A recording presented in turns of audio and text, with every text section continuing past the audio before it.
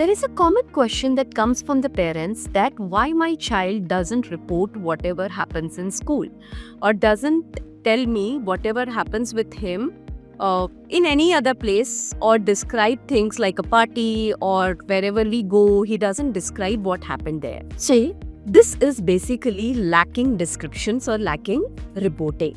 The parents needs to understand where my child is and at what age this skill comes and when this skill comes. So, it's a language skill that usually starts coming up by 3.5 to 4 years of age in a routine normal neurotypical development. Now, when a child comes for therapy, the child might be verbal, might be non-verbal. And suppose the child is non-verbal and just started verbalizing. That means the child started verbalizing, maybe requesting in a single word or requesting in 2 words. This development is actually, the developmental age of this child is around 1.5 to 2 years of age. As I told, the reporting comes at 4 years of age.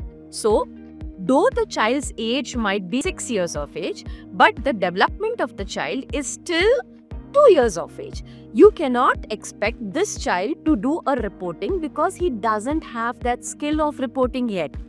Once he becomes 2.5, 3.5, he will start reporting by himself.